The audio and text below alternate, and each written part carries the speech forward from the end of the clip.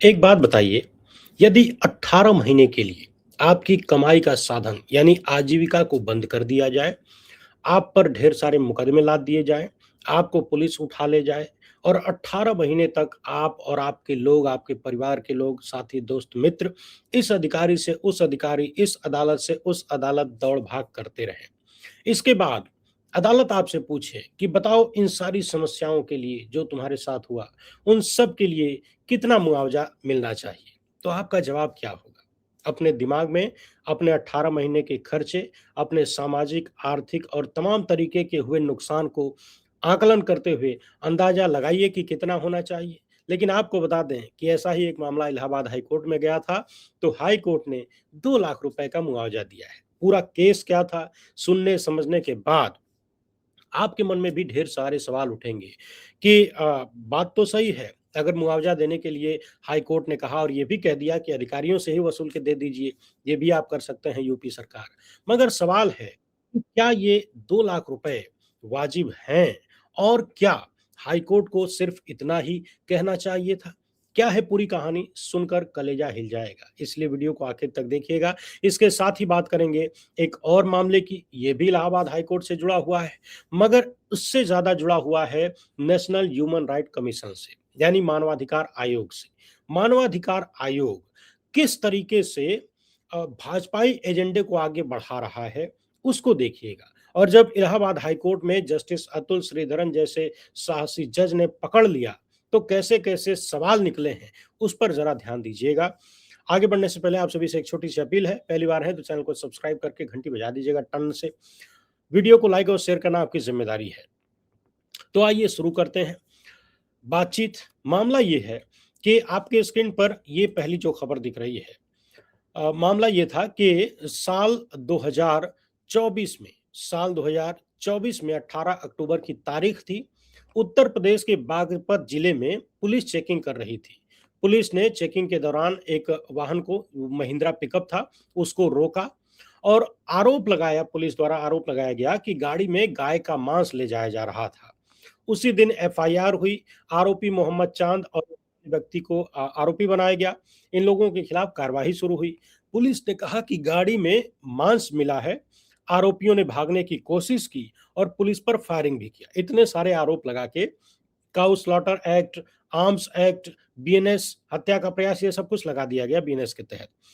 आगे मसला ये था कि जो मांस मिला था वो किस चीज का था। पुलिस ने आरोप लगाया कि ये गाय का मांस था, लेकिन जांच में जब डॉक्टर ने उस मांस की जांच किया था, तब पता चलता है कि इस मांस के बारे में कोई फाइनल निष्कर्ष नहीं था कि वो मांस गाय का है या भैंस का है या फिर किस जानवर का है। यानी ये साबित नहीं हुआ कि वो गौमांस था। इसके बावजूद, यानी सबूत नहीं होने के बावजूद, प्रशासन ने गाड़ी जब्त कर ली। जिस गाड़ी में कथित रूप से मांस पकड़ा गया था, उस गाड़ी को प्रशासन ने जब्त कर लिया बिना सबूत के। जिला मजिस्ट्रेट ने आदेश दिया कि गाड़ी जब्त कर ली जाए, गाड़ी जब्त हो गई। इसके बाद जो गाड़ी के मालिक थे, वो अपील करते हैं मेरठ डिविजनल कमिश्नर के यहाँ। वहां पर भी डीएम का जो आदेश था, जो पहले आदेश था, वही आदेश बरकरार रखा जाता है। यानी पीड़ित को न्याय नहीं मिलता है, उसको राहत नहीं मिलती है। आगे ये मामला पहुंचता है हाई कोर्ट इलाहाबाद। मोहम्मद चांद ने इलाहाबाद हाई कोर्ट में याचिका दायर किया और उनकी दलील ये थी कि जो मांस था वो कभी साबित ही नहीं हुआ कि वो गाय का मांस था। यानी गौमांस अगर नहीं था तो फिर इतना सारा तामझाम करना ही नहीं था। लेकिन बिना साबित हुए गलत तरीके से गाड़ी जब्त कर ली गई और इसकी वजह से उनका रोजगार खत्म हो गया। आगे क्या हुआ? याचिकाकर्ता का तर्क था कि जब तक साबित न हो कि वो मांस गाय का था, तब तक गाड़ी जब्त नहीं हो सकती थी। लेकिन सरकार की तरफ से, सरकारी वकीलों की तरफ से कहा गया कि संदेह था, हमें संदेह था कि इसमें बीफ हो सकता है। यानी सरकार मानती है कि संदेह ही था, सबूत नहीं था, प्रूफ नहीं था, मगर फिर भी कार्रवाई हो गई। कोर्ट ने जब इस मामले में जांच किया, सुनवाई हुई, तो पता चला कि सरकारी वकीलों के पास, सरकारी पक्ष के पास, पुलिस के पास मांस की फाइनल लेबोरेटरी रिपोर्ट थी ही नहीं। डॉक्टर खुद अनश्योर था। डॉक्टर को खुद ही पता नहीं कि वो मांस किस चीज का है। लेकिन वो रिपोर्ट का और ये जो मतलब कोई सबूत नहीं था कि वो गौमांस था, इतना समझिए। आगे कोर्ट ने कहा कि बिना वैज्ञानिक प्रमाण के गाड़ी जब्त करना गलत है। यानी अगर आपके पास सबूत नहीं है कि वो मांस किसका है, तो खाली संदेह पर गाड़ी को आप जब्त नहीं कर सकते, ये गलत था। आगे ये भी कहा गया कि ऑथराइज्ड लैब रिपोर्ट जरूरी है काउ स्लॉटर एक्ट के तहत कार्रवाई करने के लिए, और बिना उस रिपोर्ट के आप कार्रवाई नहीं कर सकते। आगे राज्य की कार्रवाई पर हाईकोर्ट ने कहा कि ये पूरी तरह से मनमानी थी, अवैध थी और बिना आधार की कार्रवाई उत्तर प्रदेश की पुलिस ने किया है। इसके साथ ही कोर्ट ने यह भी कहा कि गाड़ी ही इस व्यक्ति का, याचिकाकर्ता का रोजगार था, वहीं से वो 4 पैसा कमाता था, और 18 महीने से आपने उसकी गाड़ी को जब्त कर रखा है गलत तरीके से, अवैध तरीके से, मनमानी तरीके से, बिना सबूत के।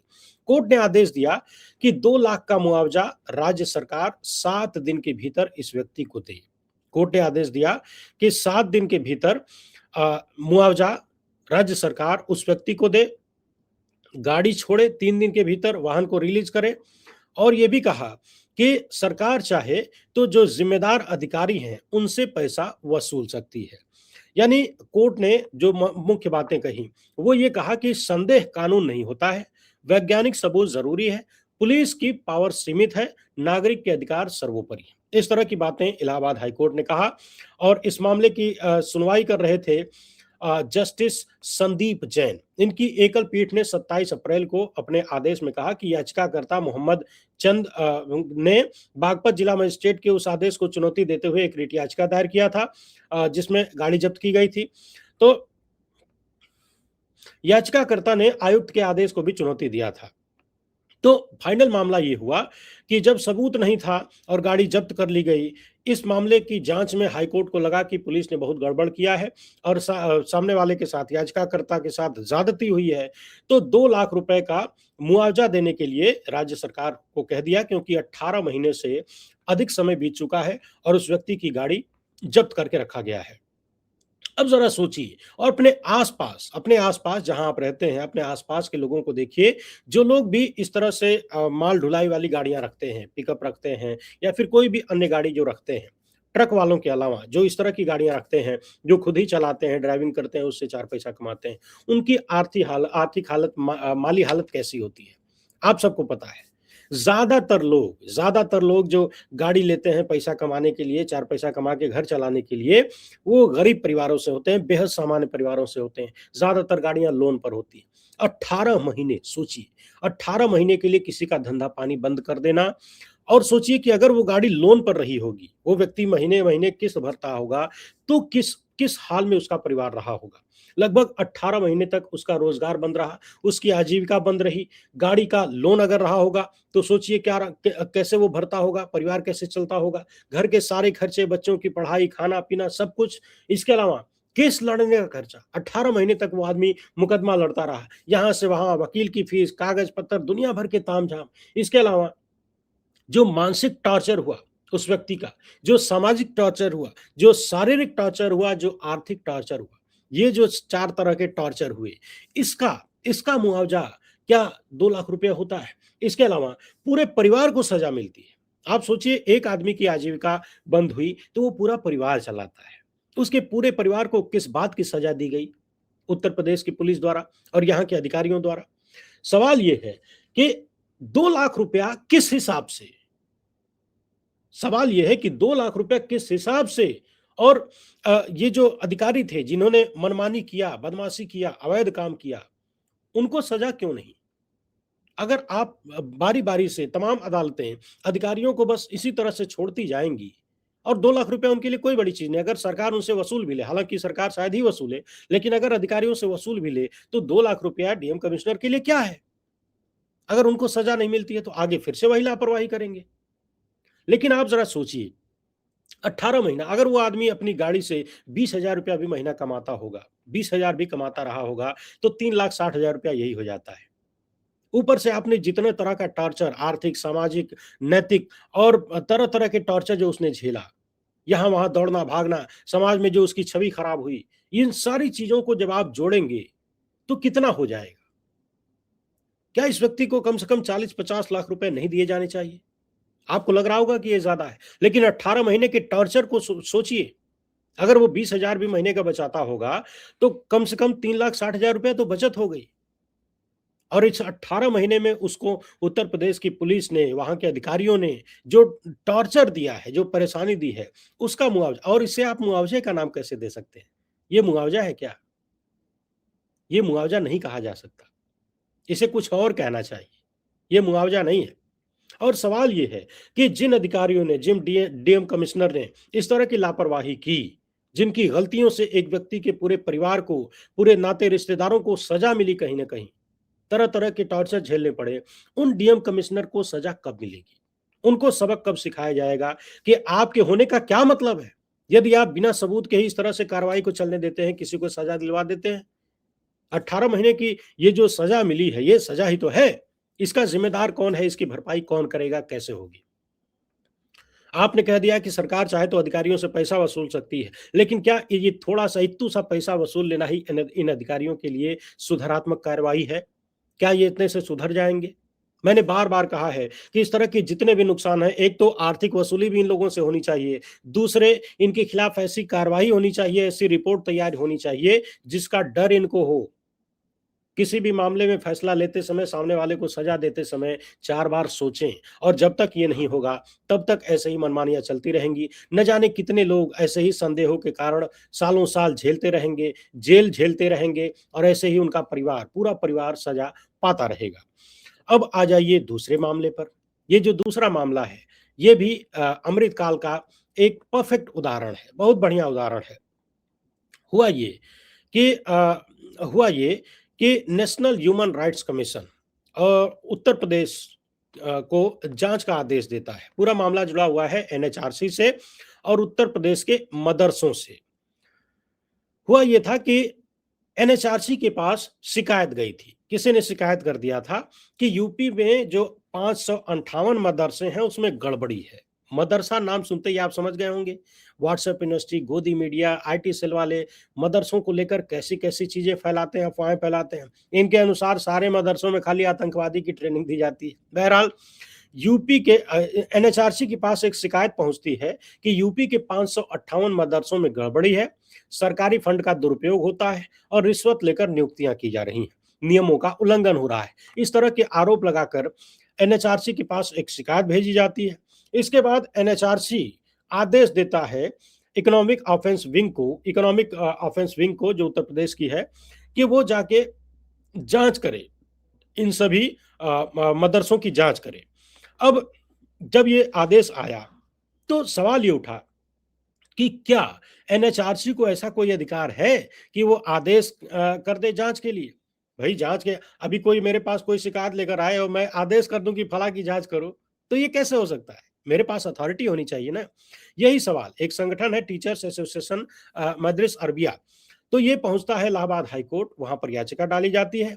एनएचआरसी अब इनका तर्क ये था कि एनएचआरसी को ये अधिकार ही नहीं है, मामला ह्यूमन राइट्स वायलेशन का है ही नहीं, 1 साल से पुराने मामले में जांच नहीं हो सकती। इस तरह के तर्क याचिकाकर्ता की तरफ से दिए गए। हाईकोर्ट में सुनवाई हुई। इसकी सुनवाई जस्टिस अतुल श्रीधरन कर रहे थे, जस्टिस विवेक सरन कर रहे थे। जस्टिस अतुल श्रीधरन आपको याद तो होंगे ही, वही जो मध्य प्रदेश में थे, जिन्होंने भाजपाई मंत्री, नफरती मंत्री के खिलाफ आदेश दिया था। इसके अलावा जब एक पिछड़े समाज के व्यक्ति को पांव धुलवाकर पिलाने की बात सामने आई थी, तब भी इन्होंने सुओ मोटो लिया था। तो कहीं न कहीं भाजपाई सिस्टम को इनके आदेश पसंद नहीं आते थे। इनका ट्रांसफ़र होना था किसी और राज्य में।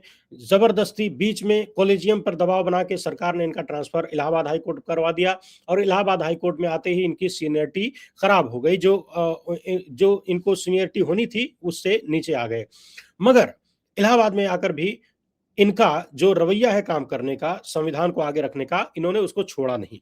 तो जस्टिस अतुल श्रीधरन ने जो कहा है उसको जरा सुनिए।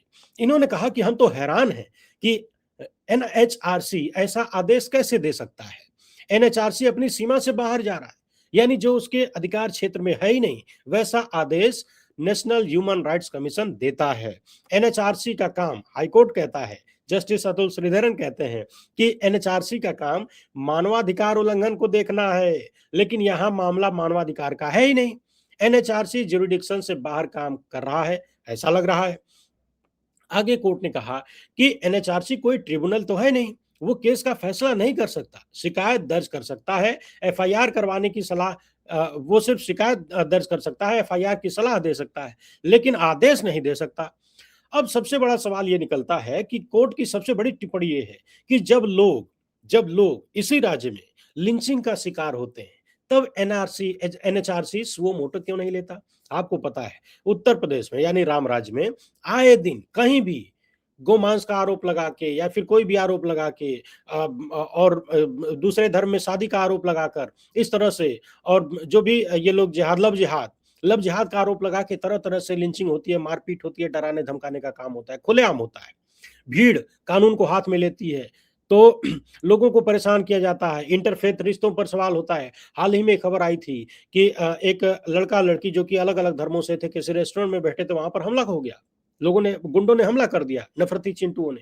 तो जब ऐसे मामले आते हैं, जस्टिस अतुल श्रीधरन यही पूछते हैं कि जब इस तरह के मामले आते हैं जहां पर खुले आम मानवाधिकारों का उल्लंघन होता है, तब एनएचआरसी सुओ मोटो क्यों नहीं लेता है? जहां पर अधिकार क्षेत्र है, जहां पर लेना चाहिए वहां नहीं लेते हैं, वहां कोई स्वतः संज्ञान नहीं होता, और यहाँ जो उनके अधिकार क्षेत्र में है ही नहीं, उस पर आप स्वतः संज्ञान ले रहे हैं। ये कैसी व्यवस्था है भाई? तो इन्होंने ये भी कहा कि कभी-कभी अलग धर्म के व्यक्ति के साथ कॉफी पीना भी डरावना हो जाता है। मैंने अभी उदाहरण दिया, हाल ही में उत्तर प्रदेश से ही संभवतः ये खबर आई थी। समाज में चारों तरफ डर का माहौल है, लेकिन वहाँ पर एनएचआरसी ऐसी कार्रवाई नहीं करता। अब आप समझ रहे होंगे। अच्छा, एक बात और बता दें कि इस मामले में 2 जज सुनवाई कर रहे थे। जस्टिस अतुल श्रीधरन ने कड़ी आलोचना किया, सवाल किए, लिंचिंग पर चुप रहने को लेकर इन्होंने पूछा कि भई एनएचआरसी, जब इस तरह के मामले होते हैं, लिंचिंग होती है, तब आप सुओ मोटो क्यों नहीं लेते? लेकिन जो दूसरे जज थे, जस्टिस विवेक सरन, इन्होंने अलग राय रखी। इन्होंने कहा कि इतने बड़े ऑब्जर्वेशंस नहीं देने चाहिए एनएचआरसी को, और सभी पक्षों को सुने बिना टिप्पणी गलत है। अब सुनिए, यानी दोनों जजों के व्यू थे, जो अलग-अलग व्यूज थे, दोनों के अलग थे, वो स्प्लिट व्यू उसको कहा जाता है। तो एनएचआरसी को नोटिस जारी किया गया, जवाब मांगा गया, और अगली सुनवाई इसमें 11 मई को रखी गई है। मगर सवाल ये है कि सोचिए कि जो देश का ह्यूमन राइट्स कमीशन है, नेशनल ह्यूमन राइट्स कमीशन, वो किस विचारधारा पर काम कर रहा है और किसके लिए काम कर रहा है? यानी जो मानवाधिकार को संरक्षित करने वाला आयोग है, वो किसके लिए काम कर रहा है, किस विचारधारा के लिए? भाजपाई राज के हिसाब से काम कर रहा है क्या? क्या नफरती चिंटुओं के इशारे पर काम कर रहा है? जब खुलेआम मानवाधिकारों का उल्लंघन होता है, वहां देखिए मणिपुर में एनएचआरसी ने कितना एक्शन लिया है, क्या-क्या किया है? वहां पर कोई जांच हुई क्या? कोई जांच का आदेश दिया क्या? आए दिन यहाँ वहां मॉब लिंचिंग होती है, तरह-तरह से लोगों को डिस्टर्ब किया जाता है, लोगों को घर गिरा दिए जाते हैं। यूं ही बुलडोजर कहीं भी चल जाता है। जगह-जगह शहरों में आग लग रही है, सैकड़ों की संख्या में झोपड़ियां जल जा रही हैं, लोग मारे जा रहे हैं, जिंदा बच्चे जल के मर जाते हैं। एनएचआरसी का काम इन जगहों पर है, वहाँ पर एनएचआरसी आपको नज़र नहीं आएगा। लेकिन किसी ने यूँ ही शिकायत कर दिया कि भई मदरसों में गड़बड़ी हो रही है, और एनएचआरसी अपने अधिकार क्षेत्र से आगे निकल के जाँच के आदेश दे देता है। यही है अमृतकाल का अमृत इफ़ेक्ट। वैसे आप इन दोनों मामलों पर क्या सोचते हैं? वो जो गाड़ी की ज़ब्ती वाला था और ये जो एनएचआरसी वाला है। इन दोनों मामलों पर अपनी राय कमेंट बॉक्स में ज़रूर लिखिएगा। वीडियो पसंद आई हो तो ज़्यादा से ज़्यादा लोगों तक पहुँचाएँ। पहली बार है तो चैनल को सब्सक्राइब कर लीजिए। हमसे जुड़ने के लिए बहुत-बहुत धन्यवाद। जय हिंद।